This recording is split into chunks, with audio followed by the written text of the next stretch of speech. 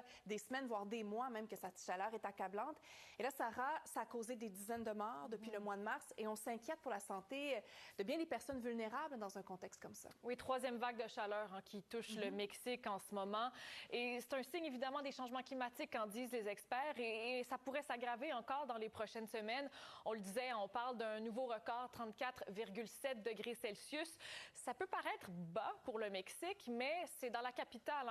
Mexico est en altitude, à plus de 2000 mètres d'altitude, et généralement, quand on est en hauteur, les températures, elles sont généralement plus basses. Alors, 34,7 degrés Celsius n'est pas rien pour l'endroit. Et on le disait, on a battu un record de 34,4 degrés Celsius qui datait 2 jours auparavant. 48 morts, un bilan depuis le mois de mars, depuis le début de cette vague de chaleur. On parle de plus de 950 personnes dont la santé est en péril et est en jeu en raison de cette chaleur accablante.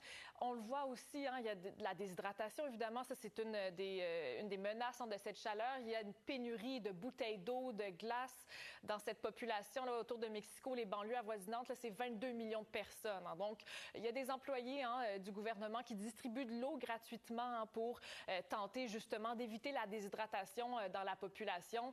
L'accès à l'eau qui est même un enjeu crucial en cette campagne électorale au Mexique.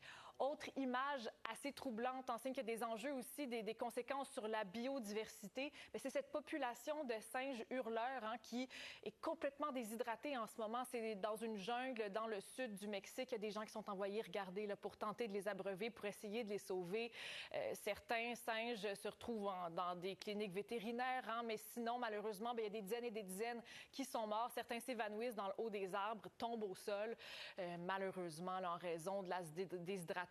Donc, beaucoup de conséquences de cette vague de chaleur. Ben oui, c'est ça. Puis là, vraiment, une météo qui va dans toutes les directions parce qu'il y a c'est de la grêle, en fait, ou du grésil qui est tombé aussi? De la grêle, des images assez perturbantes, surprenantes même, dans un contexte où on est en pleine vague de chaleur.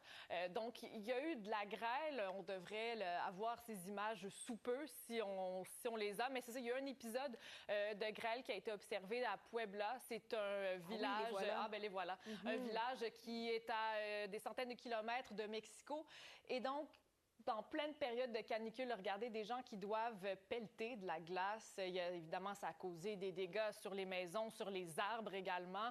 Alors vraiment une météo, un sans dessus-dessous au Mexique en ce moment. Donc, on le disait en pleine campagne électorale. Regardez, c'est vraiment particulier. Ah oui, il y a des quantités impressionnantes, oui. Voilà. Merci, Sarah.